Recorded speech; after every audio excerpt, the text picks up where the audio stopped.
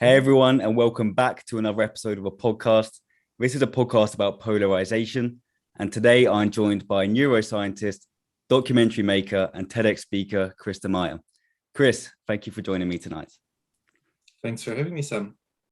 Kris, this is a topic which I'm really interested in. Polarization is not something just in the UK, it's not just in America. I've just come back from spending a year in Madrid in Spain, and I've met plenty of Spanish people who had never even been to Barcelona, purely based on the politics. So yeah, polarization is something that's quite widespread and it has real world consequences. So I think a good place to start is what got you interested into polarization? Wow, that's such an interesting question to start with because I think it's very similar to yourself. What you described, like you go to a place and you notice that it's there. And I came from Belgium to the UK in '99, and I noticed how things that weren't issues in Belgium were issues of dividing issues in the UK and vice versa. There were Mm-hmm. things that British people didn't care about that were hugely divisive in back in Belgium. And that's one of the things I think that set me thinking. But also, I was studying a PhD in neuroscience in '99.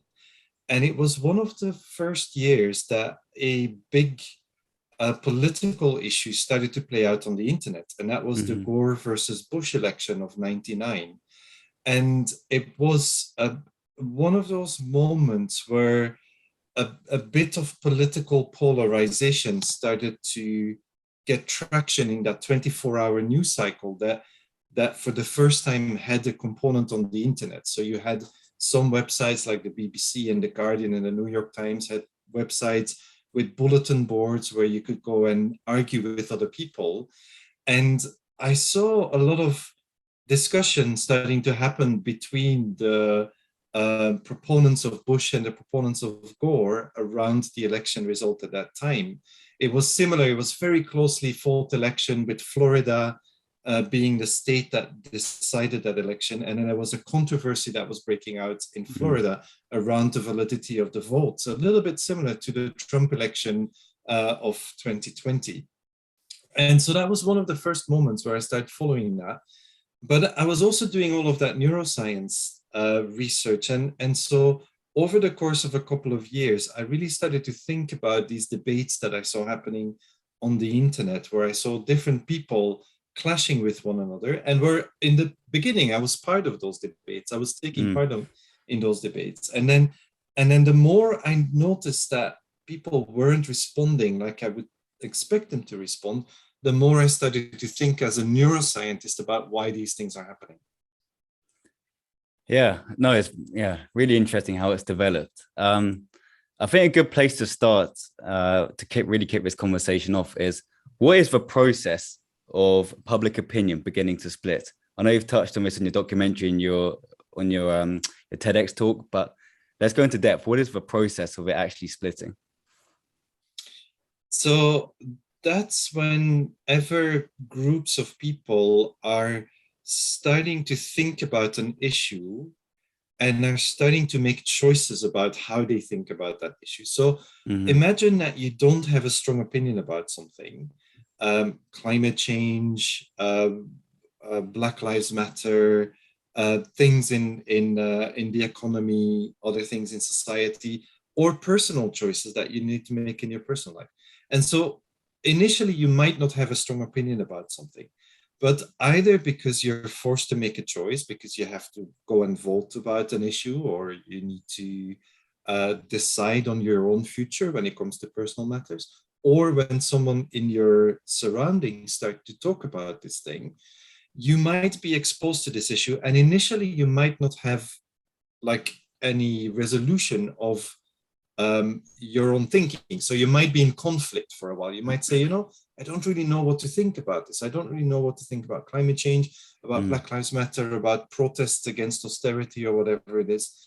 But then after a while, your brain might go, based on the evidence that I have seen so far, I think I'm leaning towards this way of thinking, or I'm leaning towards this other way of thinking. And once you make that initial decision, it's like stepping off on one side of a pyramid.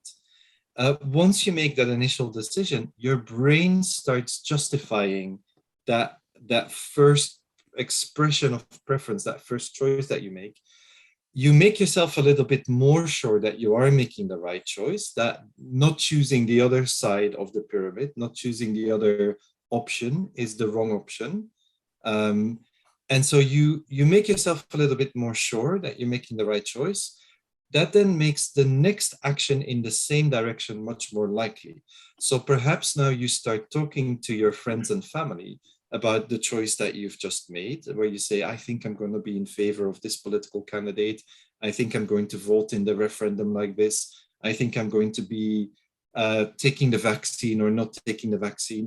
Any kinds of these choices where you then start talking about this to other people make you a little bit more sure, then make the next action in the same direction much more likely. So you start stepping out down those pyramids, down the pyramid, and every time you do an action, the brain self-justifies and makes itself a little bit more sure that you are doing the right thing. The further down you go, the more convinced you make yourself. The further you move from who you were as a person when you were making that original choice. So the more perhaps strong things you can start believing, or even weird things you can start believing. And the more you can become polarized from someone that maybe some weeks or months ago you had very similar dispositions to, you felt very similar to, but they took that step off on the other side of the pyramid and went down the other side. Yeah, no, really interesting. Do you think there's like a biological element in here of ego as well? The more entrenched you become, the less you want to protect your ego. You don't want to be seen as wrong if you've dedicated such a long amount of time. You almost want to save face. You don't want to be embarrassed if you're wrong. Do you think that's an important element? Yes, absolutely. And it is specifically, so psychologists will talk about identity. They will talk about like having a sense of yourself as a good person, as a smart person, as a kind person, as a person who doesn't do any bad things, who doesn't do any wrong things. And once you are being put in a situation where that identity, that sense of identity is threatened, that's where the protection mechanisms kick in, and where we then start dedicating more time and more thinking resources to convincing ourselves that we are making the right choice. So absolutely, identity, ego are linked to this, and protection of identity and ego. There's a small sort of nuance to the saving face. It's like often it is saving face for yourself. It is not necessarily saving face with regards to other people. It is saving face for yourself, because you don't want to think of yourself as a bad person or a stupid person for having made that mistake. So it's a push and pull between those two things, like saving face in the eyes of others and saving face for yourself as well. Yeah, it's a really interesting point. You mentioned the 90s earlier, 1999. How has polarization changed from 1999 to 2022? Has it got more extreme? And if it has, what are some of the factors which have contributed to this change? So it's almost certainly gotten more pronounced, there are probably more issues on which we are divided now than we were back in 1999. So certain issues are becoming ever more, breaking into smaller and smaller constituencies of groups of people who become very strongly attached to a certain way of seeing things. So for instance, one example is transgender rights, and how transgender rights are splitting the feminist community, how they are even splitting some of the gay and lesbian community, where there are different ways of responding to transgender rights across different communities there. So we've certainly introduced a lot more different issues around which people have become polarized. And one factor that played a big role in that is of course, the rise of social media, not just in how social media as a platform drives polarization. There's an aspect to that. And the main way that that works is that once you start becoming part of a group, social media allows you to find like-minded voices that will support your point of view. But also what spreads then across social media is often the messages that resonate with your group of people that have gone down a pyramid and have become really wedded to a certain set of points, but also how then the messages of the bad things that the other side is doing, the people who have gone down their side of the pyramid, and the supposedly evil things that they are doing, or supposedly stupid things that they are doing, might start causing outrage in your group, which then constantly reinforces the view that the other guys are stupid or are evil, because you're being exposed to examples of how stupid or evil they are. That's one way that social media has done this. But there's another way that it has worked, and that is by fragmenting society, where back in the day you had only a number of different media outlets that were dominating the kind of message or the view of reality that people got to see. What has been happening with the rise of social media is the ability for all sorts of different messages to find their own traction and to find their own groups of people that then they sort of occupy the heads of individual people that then come together in groups. And it really means that sort of like almost like a consensus view becomes impossible simply because there are no more platforms that are being followed by everyone. So there's been that splintering of the way that people come to their view about certain things, which then means that it's really difficult for a society to come together around a certain issue. So for instance, even the war in Iraq in 2003, there were relatively few places where you could find your news about the war in Iraq. And so you could either go to some few newspapers who were still against it, or you could toe the government line and look and find sort of government messaging on the BBC, etc.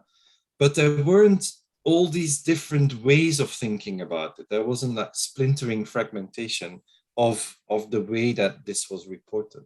So largely the war in Iraq broke in two camps, for and against, whereas now on many issues, we have many more than two camps.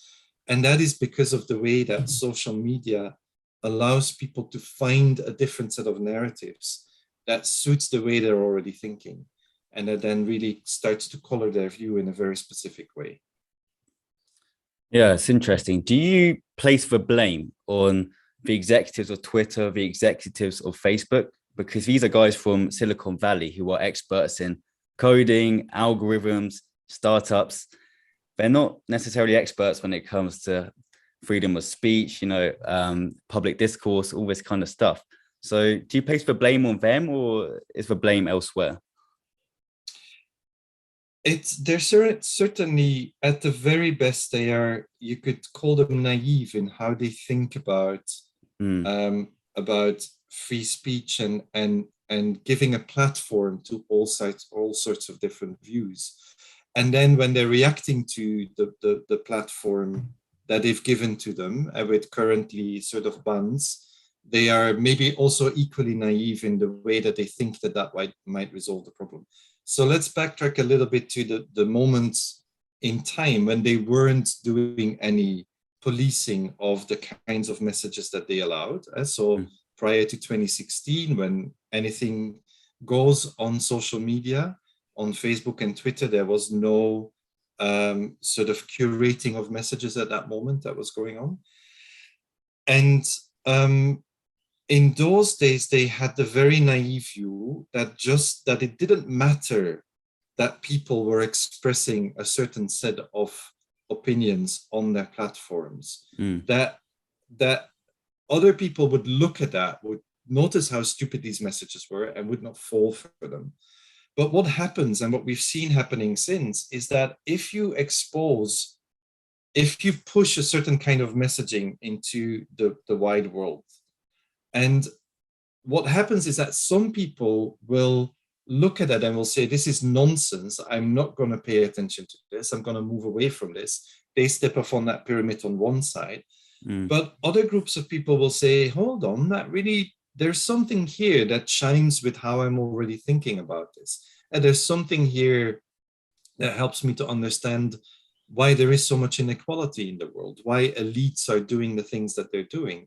And so those people might step off on the other side of the pyramid, convince themselves that what they are reading in terms of conspiracy theories really is true, and then become entrenched in that belief through that process of self-justification, self-persuasion.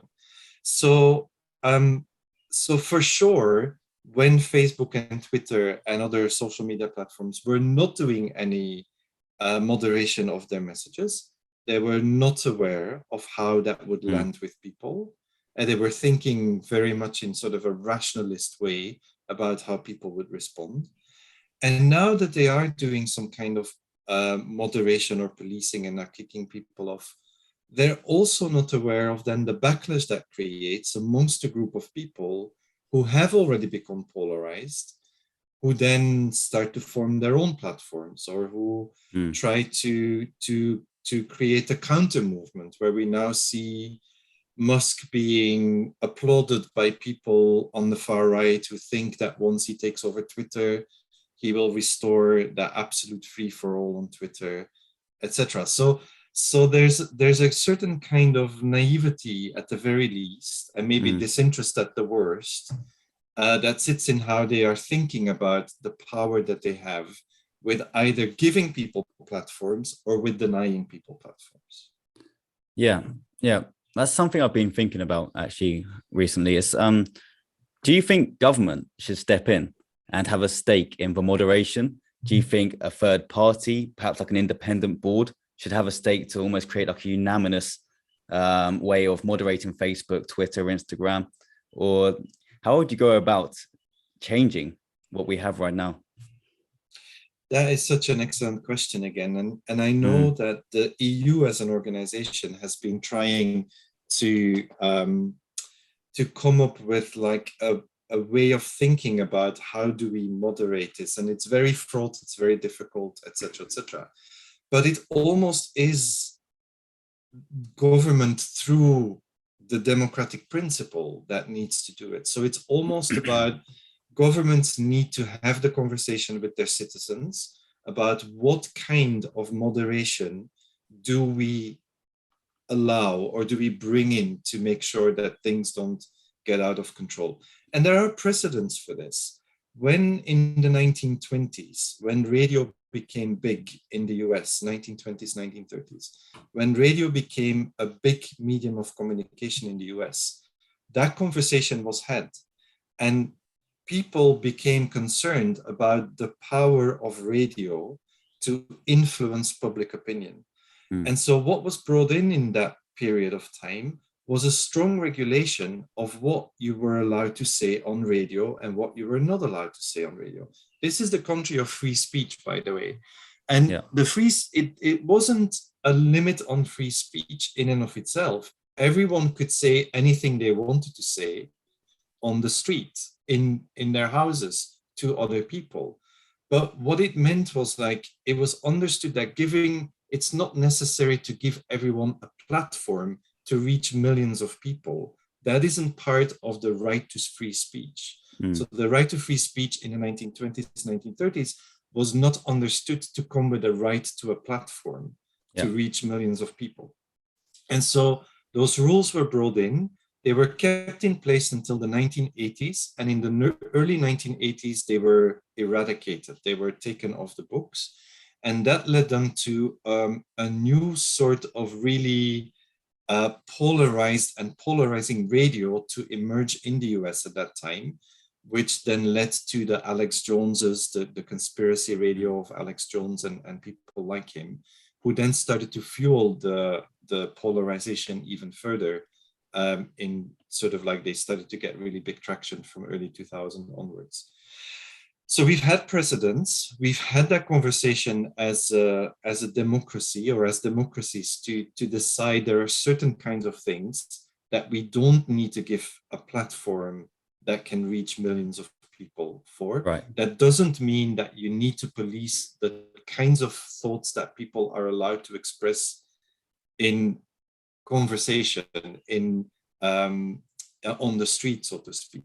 And so there was a difference when like back in the day when Speaker's Corner was a thing in Hyde Park. I mean, it is still a thing on a Saturday or a Sunday. There will still be people that get on a soapbox and talk about the things that really matter to them. And that should always be allowed. We shouldn't stop that kind of stuff. But it doesn't mean that everyone, all of us with the weirdest ideas, automatically have the right to a platform where we can reach everyone in the world, because that could be very dangerous at the same time. Yeah, I agree. With politicians, I mean, with social media, all this stuff is got all very complicated now. And there was that famous case a couple of years ago of Mark Zuckerberg attending Congress and answering these questions in front of Congress. And it was just so evident that they just did not seem glued up. They just did not understand what was going on. Do you have confidence that these people can make a proper intervention? Do you think they have, I guess, the skills and the expertise to carry this out? I think they will need help, and they will need help from journalists and people working in social media and citizens. So if we really want to, as a society, tackle this problem, then we need to tackle it together. We can't wait for the grown-ups, i.e. the politicians, to solve this problem, because we are the grown-ups. We're all the grown-ups. We all need to solve this together. So I would say this is something that needs support across different layers of society. And at the moment, it's not, the basis for that support wouldn't be there, because we are so divided and so split that you couldn't build a consensus movement, or even not even a majority movement, but even like a sizable plurality movement around what would be the right kind of way of tackling this. Yeah. There are certain issues, there are specific issues on which in some countries they have made progress. So the Citizens' Assembly on abortion in Ireland that then led to a referendum worked really well. The Citizens' Assembly on climate change, neither in Ireland nor in the UK, has worked really well in resolving polarization around what kind of actions do we need to take on climate change. And then more in a bigger context on like this, how do we make sure that free speech works without leading to lots of polarization and strife in society? On that topic, we haven't had any conversation at all in society, I think, that could lead to any meaningful sort of positive outcomes. I don't see that happening at the moment. Yeah. Going back to, I guess, from the main point of polarization and the causes, I think media have played such a huge role in this, you know, the Daily Mail, CNN, Fox, all these guys. What can stop these media groups behaving in such a way where it's obviously profitable for them to do this, to split up society? Can you see any way for media to essentially stop this behavior? Any way to kind of jig this pattern which we're currently in? It's again such a good question, and I feel a little bit above my pay grade, because I wouldn't be able to come up with a plan that would resolve it. But I can tell you maybe a few initiatives, a few specific things that might help this. So I think telling media to stop being media at this particular moment, and especially the ones who are thriving by speaking to a very specific audience, would not really work. But one of the things that we're involved in the work that I'm doing is in helping journalists to report better on climate change, because Right. that's one of the core areas that I Yeah. work in. And a specific initiative to help journalists to understand the effects that they have with certain kind of reporting on climate change, on public opinion, is a good way to, first of all, make them better at it, Mm-hmm. and make us able as a society to come together around a set of common measures rather than fighting it out with each other. So that's the first thing.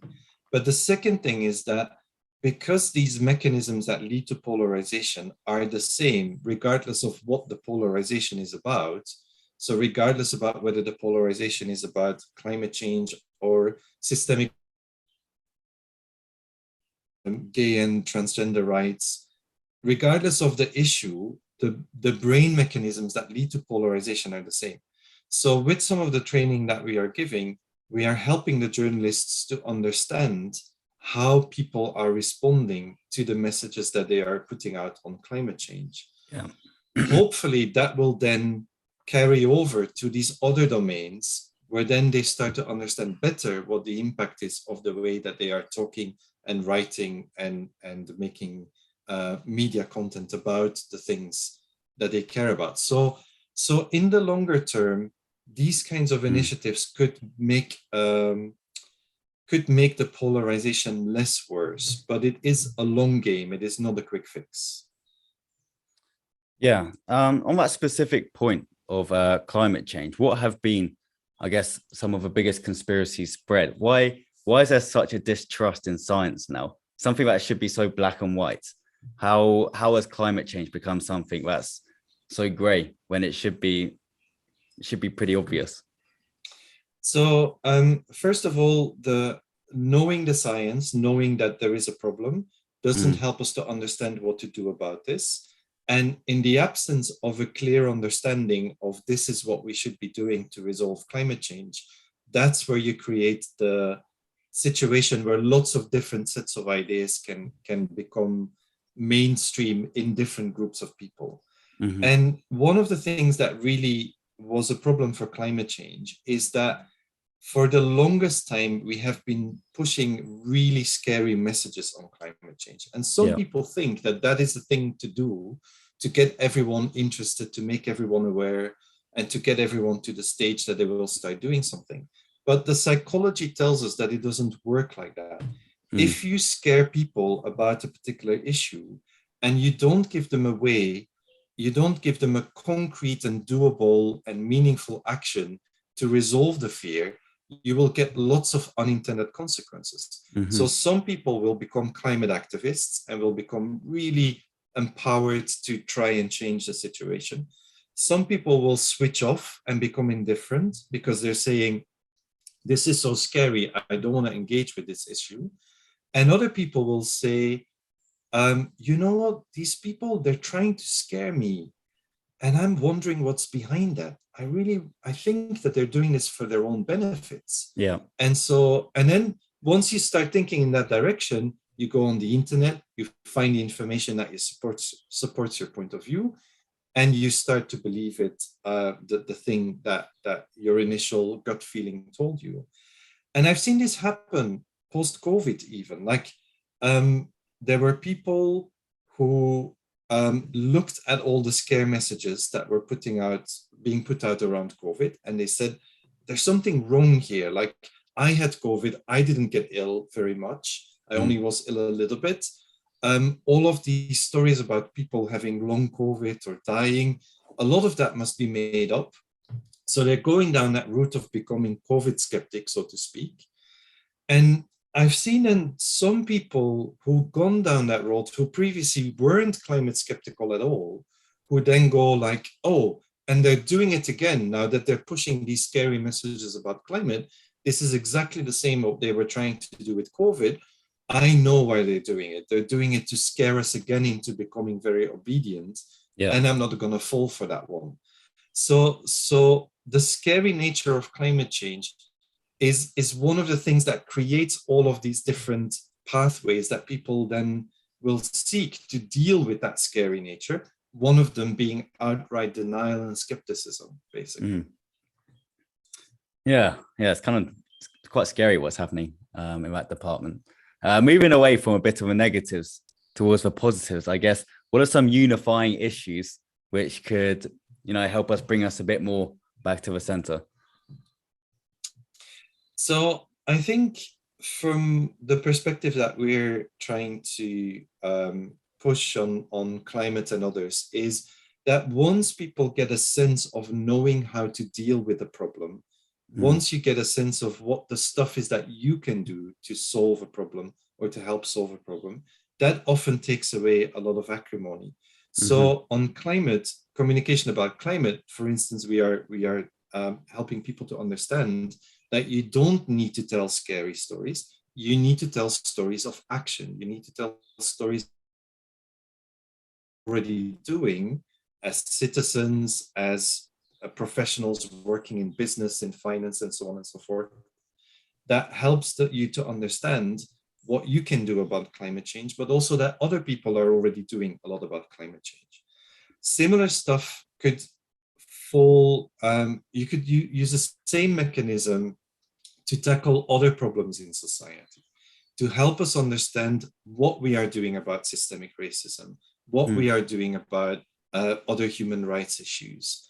Because once we know that we are that most of us are caring about these issues, that most of us care about having a better world in the future, and rather than thinking of people who don't agree with our particular vision of the better world as thinking of them as evil, that they might have a slightly different vision of that better world, but they might also be doing things to work towards that better world. Once we understand that from each other, there is then less need to feel so angry when we are exposed to the kind of actions and behavior that different people are engaging in. It sounds all a bit airy-fairy when I describe it at the abstract level, but at a very concrete level, we constantly help people to understand that the ones they're disagreeing with are not evil or are not just plain stupid, that they have their own reasons for thinking the things that they are thinking, for doing the things that they are doing. And that once you understand that you probably have a pretty common motivation for that vision, that actually reduces a lot of the polarization. We've seen that happen. For instance, one example, after Brexit, we ran a workshop that was really designed for people on either side of the Brexit divide, the leave or remain, to understand that they might actually have very similar motivations for voting leave or remain. And that workshop was really successful. People came out at the end and said like, oh, I didn't realize how much I had in common with people who voted the opposite way to myself. And so it's